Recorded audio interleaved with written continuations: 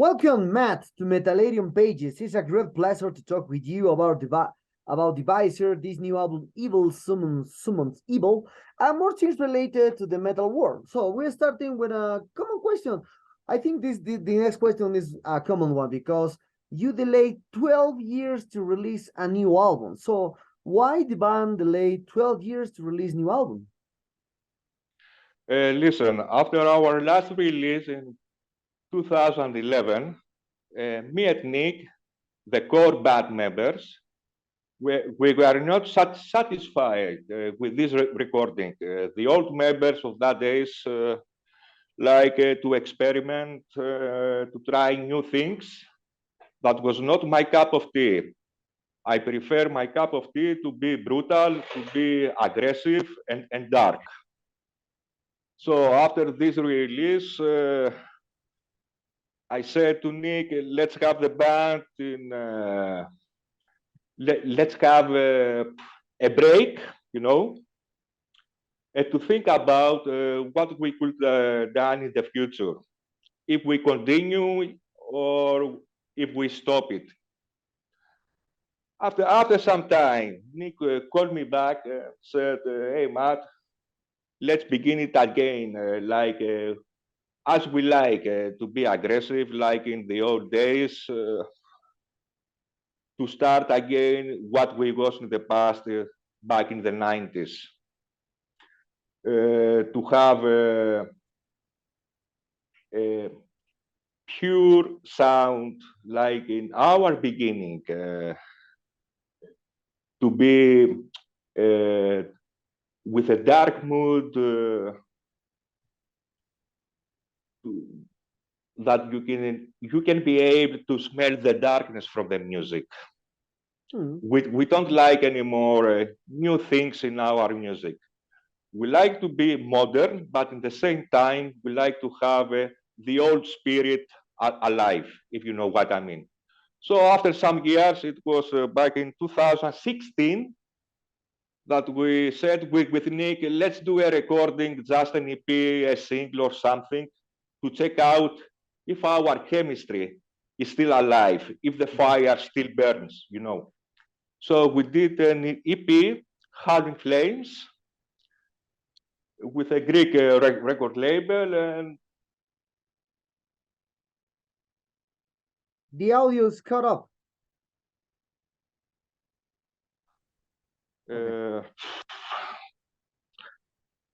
So we were really satisfied with the result. And after that, we began to work on new compositions in the same style that remind us our beginning. It was still, all the spirit was back again. And that's all. We just need to make a break, you know. Okay. It's interesting to know the motives that why are you delay this 12 years to release this new album. And for talking about a little more about the new sound of Evil Summons Evil, as usually as I'm a fan of the band from Unspeakable Cults, because I had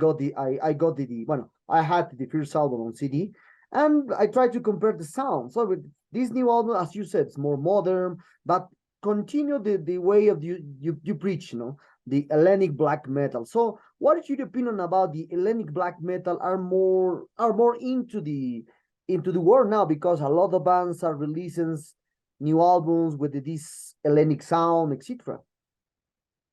Listen, as you may know, the two most important scenes in the black metal scene is the Greek black metal and the Norwegian black metal and the Scandinavian black metal.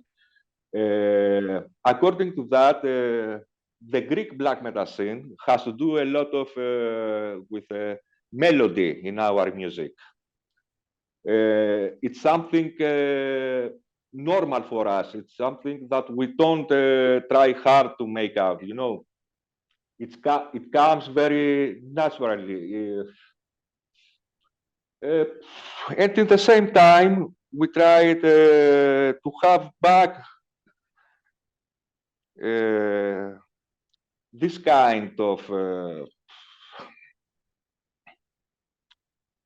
how to say that this style, but in the same time to sound more modern, and that's why we use this guy, the guitarist of Septic Flesh, as the producer, because we know, we learn, we heard that he's really good, and we will have something new in our music, something new sounding. And the most important thing was that this guy, Saikon, was also a big fan of us. He knows Deviser since our beginning. When he was younger, he's a very cool guy. He's a really good friend with us now. In the studio, we accept all the advices he said to us, and we try, to have this sound to sound in the same time primitive, to remind you of the 90s sound, but in the same time to be modern, to be stable. Mm-hmm. Yeah, Yes. yeah, that's true, that's true. So, well, talking about, as I said in the first, we're talking about fears about other things in metal war, especially from the Greek scene. Well, Greek scene has a well-known names around the world. But what is your opinion about now? I think last year, a book was released by the name of the history of the Greek black metal. What is your opinion about this book of the Greek black metal? Perhaps you have the time to read it. I think Greek black metal is very important in the scene. There are a lot of bands that made history in the past. I think like Rotting Christ, Varathron, Necromantia, that began everything here. There was a big influence for us. They gave advices as well. It's something that came out naturally. We didn't have to try hard to have this spirit or style. But no, it's because we live here. We have this traditional kind of music that has a lot of melody. It's this Mediterranean style of black metal, if you know what I mean. I can't explain it better. Okay, no, don't worry. The question went to perhaps did you have the opportunity to read the book of the history of black metal released last year? Yeah. Not. Okay. I have no idea about it. Okay. Don't worry. So, continue. Oh, I had no idea, and besides that, last year we was very busy in finish the recordings of the album and making the mix downs, etc. So it did happen to know about this. Okay. So, in terms of talking about the history of the black metal, the Deviser especially. Well, you start the band in 1989. Then you wait 8 years to release your first album. So why the band delayed 8 years to release the first album, Unspeakable Cults? Yes, it's very easy to tell you, because in the very past I was just alone. I was in a small city without musicians, without fans that was involved in this kind of music. There was not places to rehearse or to record something. So I had to do everything by myself, to play all the instruments alone, or to ask friends to find me some musicians from other bands to help me in the recordings. As you may know, also in Greece, we had to do our military service. So I had to do it as well. So I lost about 2 years with that until I moved to the capital city of Greece, Athens. In this city, I was able to find other musicians, that friends, like the guitarist of Agatus, if you remember the band Agatus, found for me some friends of him to help me with the band. And in the meantime, years was passing by until we began to make some demo tapes, to perform some small gigs, until the chemistry was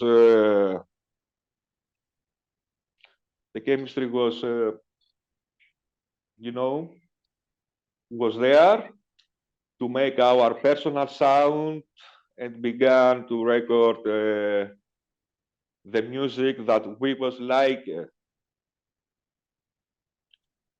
So it was something not strange that so many years passed until our first album.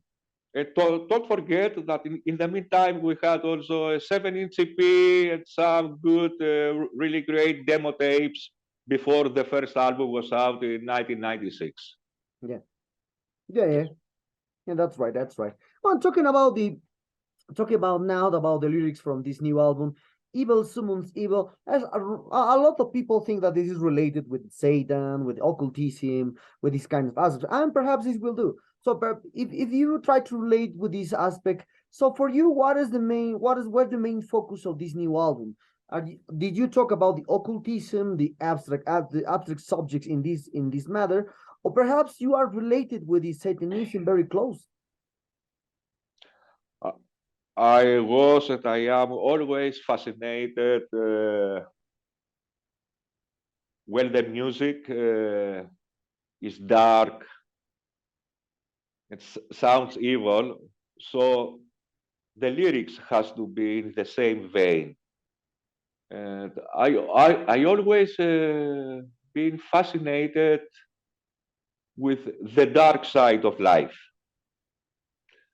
I want our music, our lyrical themes to be as dark and as evil, like watching a good horror movie, to have the same sense, to feel the same, to be haunted, and especially when the music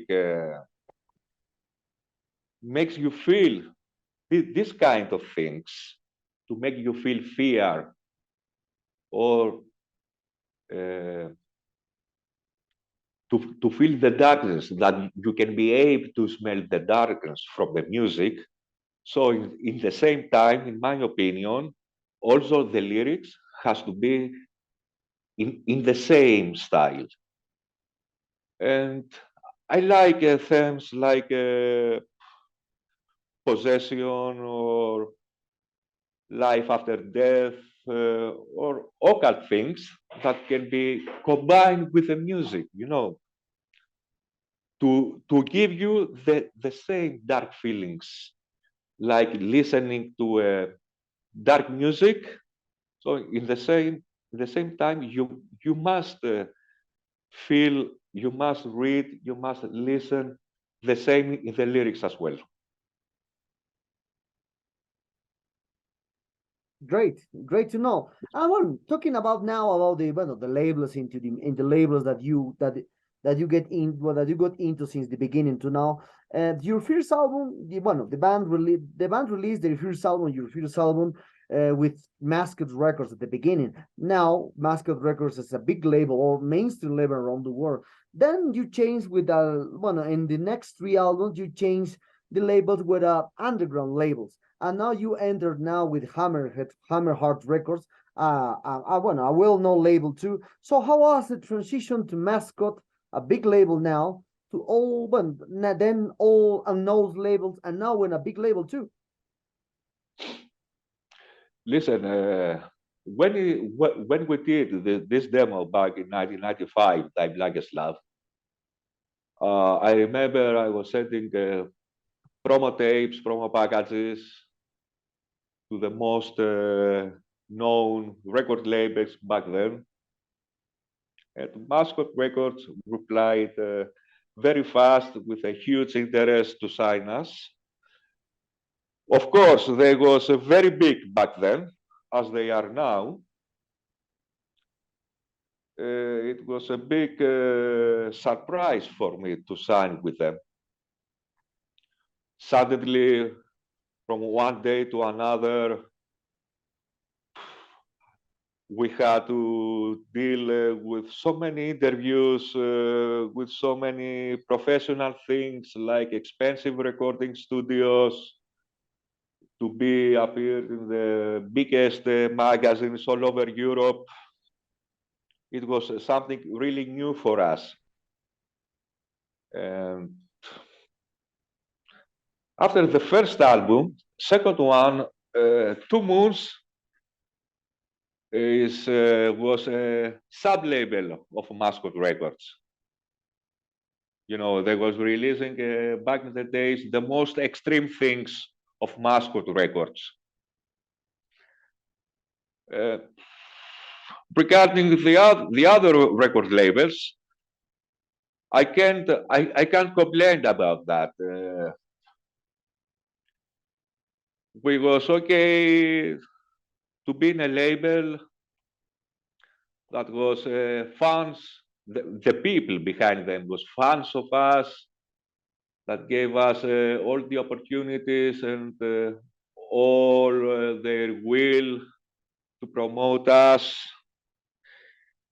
It does matter if they was big or small or newcomers, you know, we don't care about that. The only thing that we mind is to feel like a family, to have someone that supports what we do, and to be able to promote it with all their powers, you know, with all their will. With Hammerheart, I don't know, it was something like let's say destiny. When I was talking with Nick, what we can do with this album that we was making, we said, let's try to ask some friends and wait what can be happen. And one day, I was thinking about that in Holland we had most record labels we was in the past was from Holland. So one day, I don't know why, I contacted with the owner of Hammerheart Records. And told him, my friend, check this material. It's unbelievably good. I'm sure you will like it. Check it and let me know what you think about it. And the rest is history. Okay. So always know, and you tell me a few questions ago, a few answers ago, that you started the band in 1989 by yourself. So only you are the only member at that time, playing all instruments, etc., etc. So, but then, according to your history, Nick entered to the band in 1993. So, why did the Yes. since that why the band decide to keep the idea of to be two people since then to now, and what does a new musician needs to enter like like an official member from Deviser?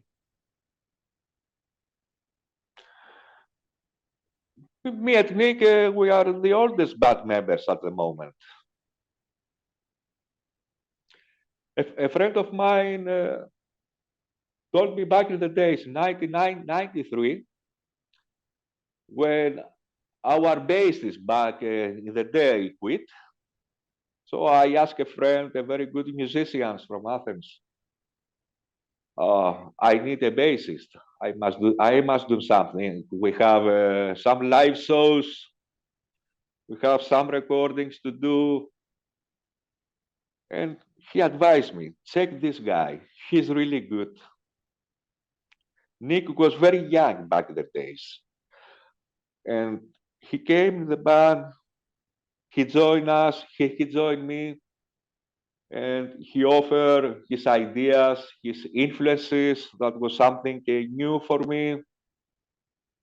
Very nice, very good musicianship. I'm very, I'm very proud to have him in the band. You know. Yeah, yeah. Well, talking about about the next, but relating to these questions, what does a new musician need to enter to devise and to Deviser lineup? A new musician, perhaps to play with you live, perhaps record new material, etc. Yes, at the moment, we only will need session musicians to perform live. You know, according to be stable band members, we think with Nick that we don't need anyone. Me and him, me and Nick, we are just enough. You know, we don't need others to change the feelings we want to have through our music or what we like to compose. We don't need others to change this, you know. We just want, we just have now session musicians only for live shows and for nothing else. No, it's just enough. Two people. Okay, okay. Yes. Well, you grow during the 70s and 80s, and and you saw a lot of changes in the music industry. And as you can see now, the new way of to promote or to promote the music is by singles now. So I think this question is very hard for the musicians that grow up in the 70s and 80s and at least 80 and at least 90s, because I'm from the 80s too. And usually I don't hear singles, the albums by singles. I just hear all out. But talking about people of 20 years, 25 years, or at least 20, 30 years old, they love to do their playlist with one song of the new album. So for you, which song capture whole essence from this new album, Evil Summons Evil? It was necessary to have some singles prior to the release of the album. A target song can be of Magic with the participation of Androniki Skoula, the singer, the soprano singer of Chaos Star. She's very popular in Greece. She's really nice. I believe this song represents us in all the ways. It has the dark feeling, it has the melody, it has this mid-tempo that you can recognize it's us, you know.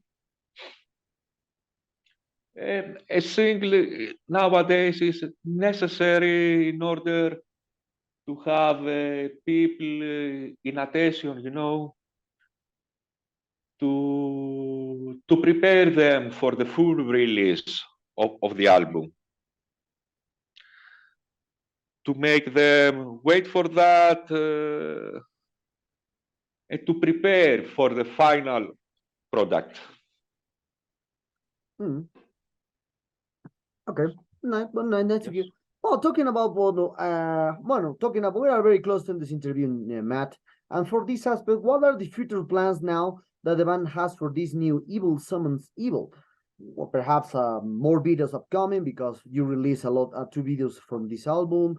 Perhaps you have a European tour, perhaps a North American tour, because when this kind of return, when a band well known in the 90s or the mid 90s or the end of 90s, so a lot of producers, a lot of tour managers wants to see the band live with this new return, because this new album is a great one. It's a great one. We put a great score on our website. So perhaps you have European tours, North American tours, or who knows, someone contact you from Latin America to do a tour here. That's a dream. Listen, we already confirmed European tour for next winter. I can say more at the moment. We will tour Europe after 25 years again, and it's something that we want so much to do it again. Next month, we begin the pre-production of a new album that I don't think that it will come out after 10 years. It will be out sooner, much sooner. So that's why we will begin from next month to prepare it. We have a lot of ideas. Nick is already making some, is composing some really nice songs. I'm very proud of it. It will be a killer one, a killer new album. After summer, we will begin to make, let's say, a kind of a show that we will use for the next winter in some target European countries, not everywhere, of course. And one of our dreams is to visit someday America, and especially South America. We know people, they are fans there, are really fanatic with this kind of music, supports bands. It will be amazing to see you guys there someday. We really hope so, you know? Yeah, well, me too, because the first album, this album is a great one. Both albums are great from Deviser. Now, talking about other aspects but in general, a few weeks ago, perhaps you hear the notice that the Satanic War Master play here in Latin America, play in Colombia, Ecuador, Guatemala, Mexico. So, but they had a little problem to play in Mexico because the government censored them because for their lyrics, someone allegating the lyrics, etc. But the Satanic War Masters is about, Laurie or Werewolf is my friend, and always talk about the satanic aspect by the personal vision. But according to the Mexican government, they told everyone that is the band spread hatred, spread neo-Nazi aspects. So, what is your opinion about now the censorship? Is a big word until now with the black metal bands, because a lot of black metal bands has a lot of troubles to play because for these mistaken words, it's not necessarily that the band speaks neo-Nazi aspects. So just I don't know, just the president of the government takes by that way. It's not true, but they took that from that way. Censorship is not good at all. I don't know. I have not heard about this with Satanic War Master. I have no idea. We as a band, me as the guy behind all lyrics, we use this in order to attract people, because music, this kind of music, black metal, has to be dangerous, you know. I can't think about love or flowers or anything. It must be dark, like watching a good horror movie. It's the same for me. It's a kind of entertainment. It's really strange that still this kind of censorship still exists. It reminds me of as you told me, back in the past, in like the 80s, 70s, Yeah, or mid-90s. when newspapers came out with shit about this kind of music, if you was extreme or if you was different, you was the black sheep of this kind of music that makes no sense. Rock and roll, heavy metal, black metal has to be dangerous.